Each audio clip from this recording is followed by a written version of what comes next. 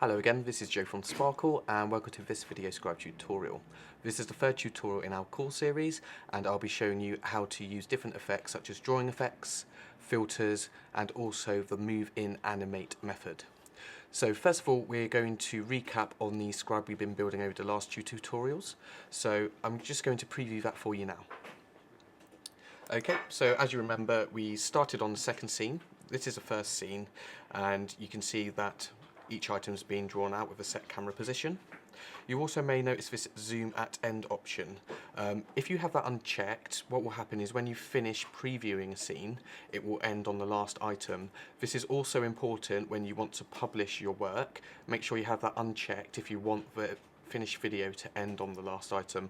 Otherwise what will happen, it will zoom out and you'll have the whole project on the video. Okay then, so what we're going to do now is add a new image onto the canvas. What I'm going to do with this image is show you the different effects that you can do with it. Okay, so we use the add image option again. This time what I'm going to do is I'm going to search for a particular image. So I'm going to use a keyword search. I'm just going to type in the word mug and press return. And any image that we have in our library which is tagged with the word mug will appear in the search results. So you can see here there's 2 pages of results. And I'm going to use the first item here, which is a mug, and just set the camera. And let me just move that into the top right hand corner. Now you may notice that the draw time is set to 2 seconds. In the previous tutorial we showed you how to do that via the default, so all the images that I bring in now should come in about 2 seconds draw time. Okay, so once you're happy with the position and the camera setting of your item, you can go into the image properties. Now what you can do here is change the different brush effects. So at the moment we've got no brush, which will mean that it's the standard brush stroke that we use to draw the image. If I change that, you can see that this is a brush effect. So you can see in the preview pane that the actual line thickness on different parts of the image have been altered. This is to give you the impression that a paintbrush has drawn those particular lines. And we also have some other effects, serrated, stitch and sew, or zip. Good things about using other effects such as zip is when you actually go to animate the item, a zip will actually draw the item out instead of a hand. So quite handy, especially if you're using textiles in your Scribe projects to really bring that and enhance that. Okay, so I'm going to move that back to no brush, back to its usual setting, and underneath there you've got this setting which says 100% solid. So this is how solid the image is. So if I change that, for example, to 50%, it's half as solid as it was before. And if I had an item behind it which was 100% solid, for example, you'll be able to see the item underneath. Okay, so let's change that back to 100 and add this image onto the canvas. Okay, so I'm also going to use the keyword search to find another image now, which is a Superman image. And again, I'm just going to set the camera and adjust his size. And back into the image properties. So on this example, you can see where it says full color. You can change that to different draw styles. So you can have outline, you can have grayscale, and you can have silhouette. You may have noticed this little black square on silhouette and outline. This is the color of the lines that you can use. It's not available on full color or grayscale. But if I can show you quickly that you can change the color of the outline to blue. And if you're happy with that, you can press OK. You can also see that on the silhouette option there as well. Okay, so I'm just going to put him back to his usual setting, which is full color, and I'm going to press OK. Alright then, so now we have 2 extra images. I'm going to show you now how you can use different filters on text to really enhance the text and bring it a bit more to life. So this time what I'm going to do is I'm going to select the mug item in the timeline. The reason being is I want the text to appear between the mug and the Superman image. You can normally move it by dragging it in the usual way, but it might be quicker for you just to select the item before and then add the item in. So I'm just going to do that. I'm going to write the word relax. Okay, so as you can see, I've got the word relax there. And in the bottom left hand corner I have here a symbol, an F in a circle, which is a font symbol. So if I select that, for example, you can see the different fonts available. Now, VideoScribe comes with a basic font, but you can import your own fonts. So, for example, here we have Crayon and our Sparkle branded font. You can import any font that is on your computer. Just ensure that you do have the right permissions to use them. For example, if I selected this font, you can see that VideoScribe will start importing it. You can see the progress at the bottom of how long it's going to take. So the larger the character sets a font has, the longer that will take. But for now, we'll just go back and use the Sparkle brand font. So as you can see, it says Sparkle brand here instead of basic.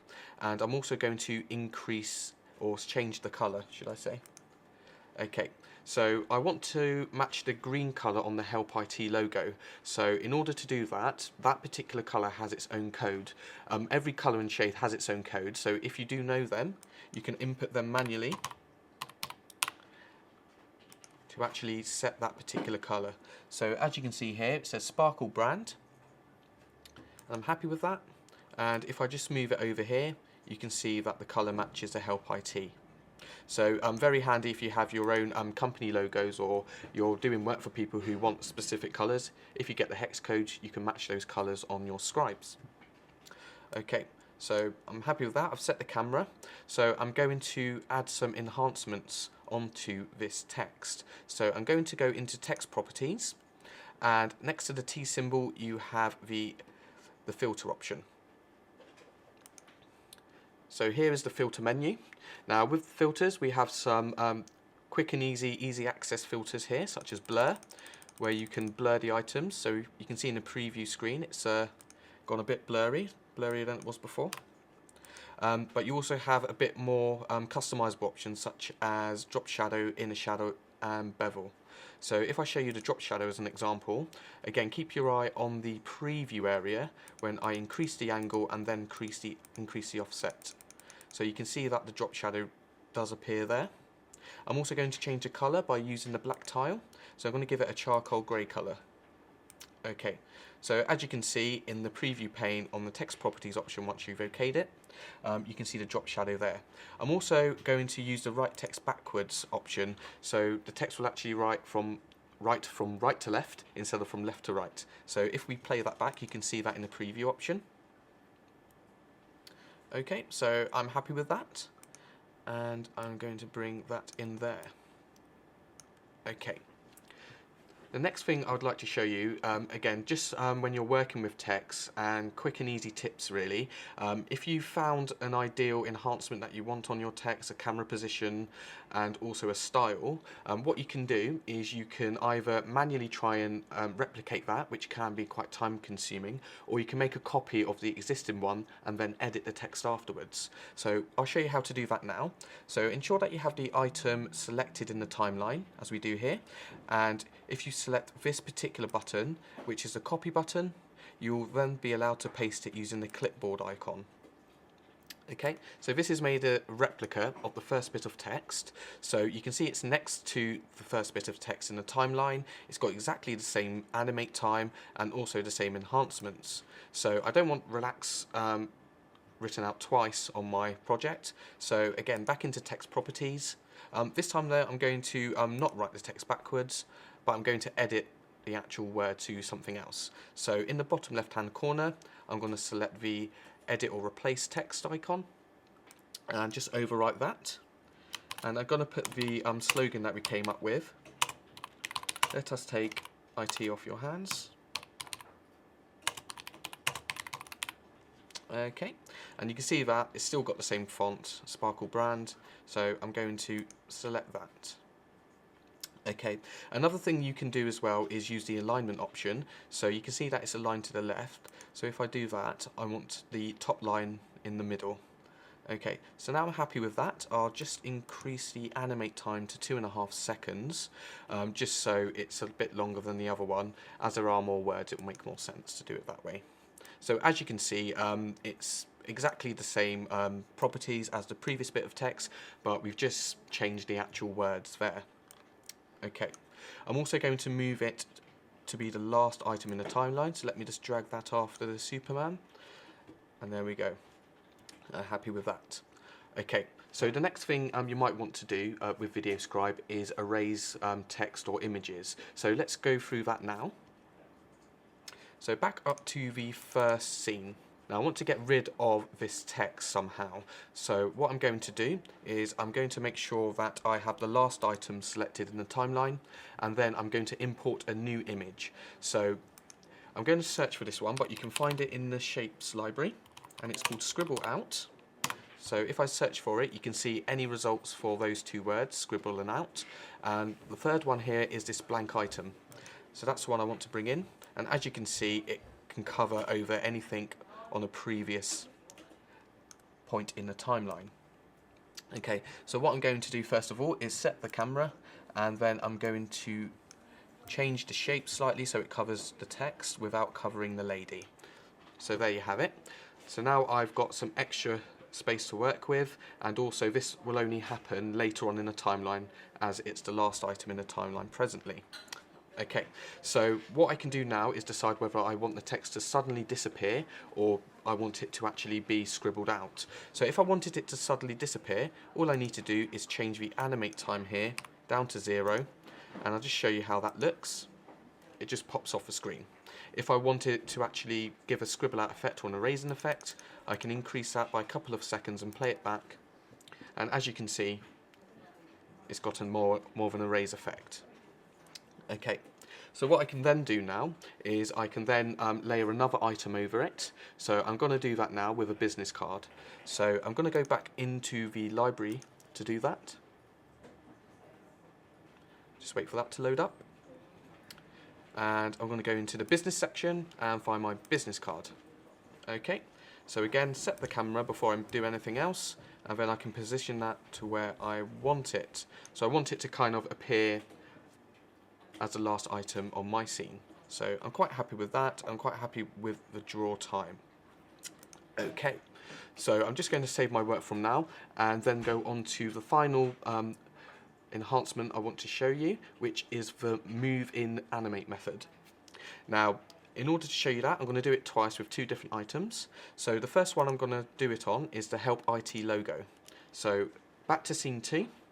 I've selected the Help IT logo in the timeline, and I'm going to select the image properties option. So here you can see the animate method is currently the draw time. If I change that to move in, the animate time now reflects how long it's going to take the item to be moved in. Now you may have noticed that this extra option has activated, so this is where I can dictate where I want the item to move in from. So I'm going to select the bottom right hand corner. Now if I wanted to, I can move it in a straight line, but by clicking on this line I can have an upwards or downwards curve. So I'm going to go for an upwards curve, and just to the right of that I've got the smooth in option, so that will be, it will move in a smooth order. If I want it to go too far and overshoot, I can select go too far. If I want it to bounce in, it will actually bounce in. So that's the one we're going to use. So I'm going to save that, and I'm just going to reduce the animate time and use the play from here option to show you how that works. Okay, so as you can see in a moment, the hand will come in and the item bounces. I'm just going to stop that there. Okay, now the next move in feature, again, using the business card I added earlier, I'm going to have this moving in by going into the properties, and this time I'm just going to use a smooth and straight move in option, and also just have it coming in from the side. Okay, so now you can see in the timeline that there's been a slight change. So previously you can see that it says draw here, and now it says move. So that would indicate what kind of animate method you're using. So why don't we play it back from the scribble out?